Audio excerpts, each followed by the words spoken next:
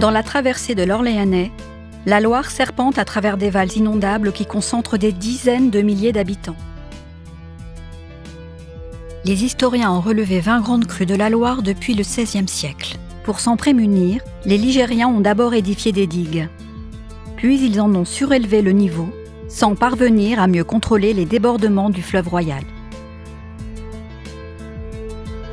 Les 3 dernières grandes crues de 1846, 1856 et 1866 ont particulièrement marqué les esprits par leur importance. Depuis, les vals de l'Orléanais n'ont pas connu d'inondations majeures, mais l'on sait que les Ligériens devront, à l'avenir, faire à nouveau face à de tels événements.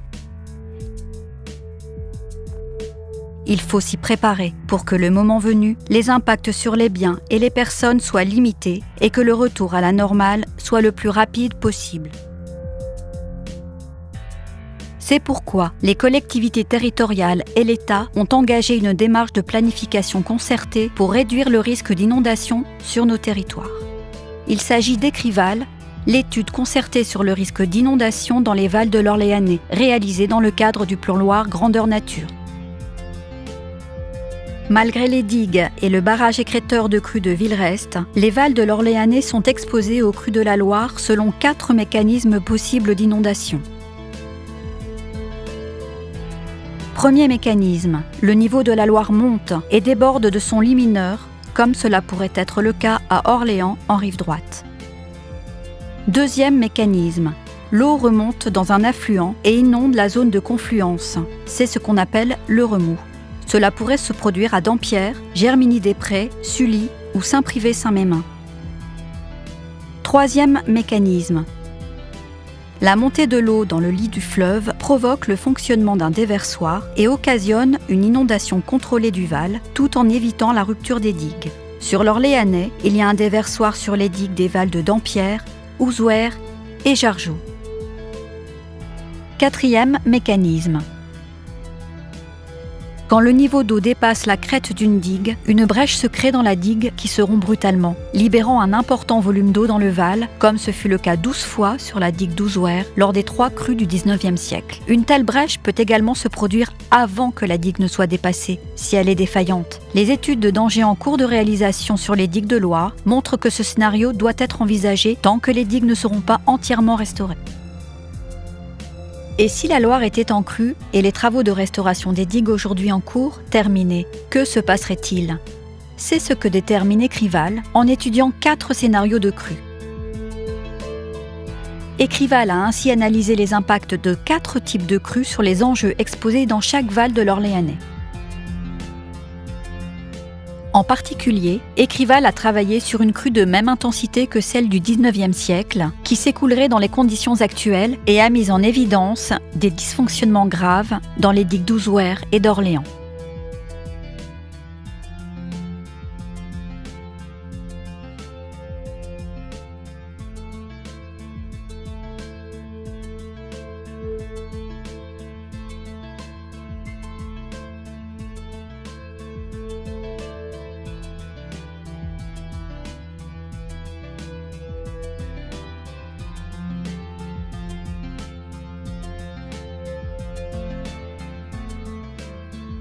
Sur le Val d'Orléans, pour une crue type XIXe siècle, la Loire passerait par-dessus les digues en créant 2 brèches sans que le déversoir de Jargeau ne fonctionne.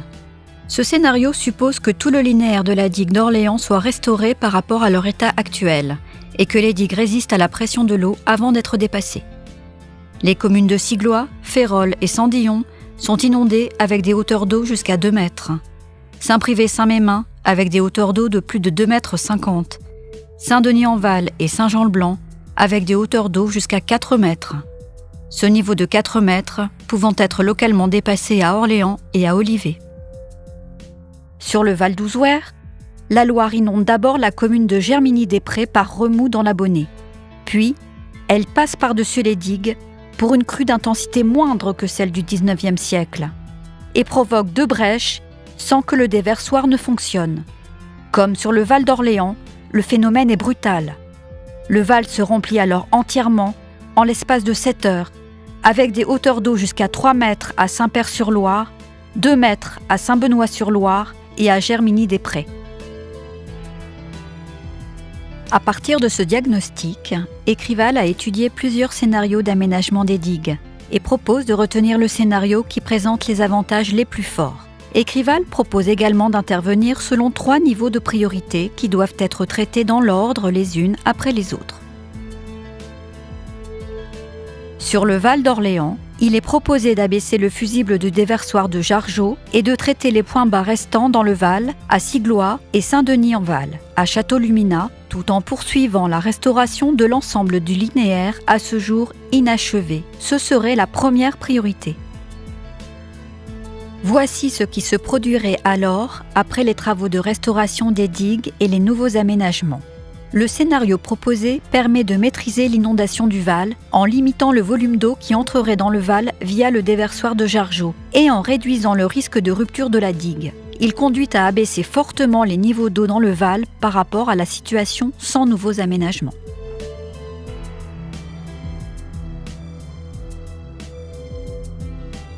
Sur le Val d'Ouzouer, il est également proposé de rendre au déversoir d'Ouzouer son rôle dès les crues qui provoquent les premières surverses dans le Val en abaissant le fusible du déversoir.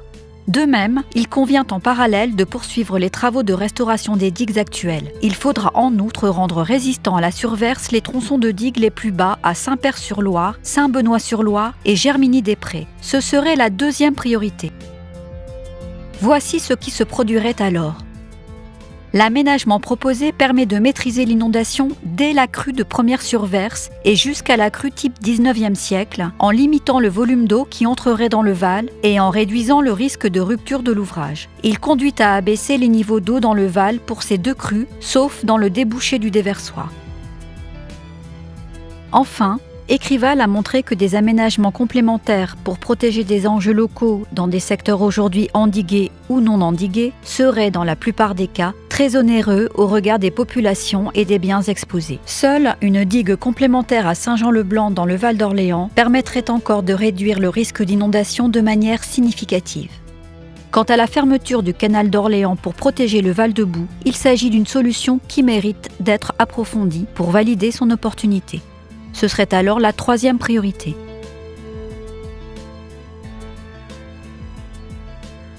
Écrival a finalement permis au pouvoir public d'évaluer la vulnérabilité aux inondations des Vals de l'Orléanais. Ce film a présenté quels seraient les travaux sur les digues les plus pertinents à réaliser. Mais l'aménagement des ouvrages n'est qu'un levier d'action parmi les différents outils de la gestion du risque d'inondation. Il est ainsi de la responsabilité de tous de travailler sur la préparation de la crise, pour prévoir notamment l'évacuation des populations, favoriser le redémarrage le plus rapide possible des activités et sur la prévention pour réduire la vulnérabilité de chacun aux inondations. En cela, la démarche partenariale Écrival doit se poursuivre pour établir sur l'Orléanais une stratégie globale de gestion du risque pour réduire les conséquences négatives des inondations.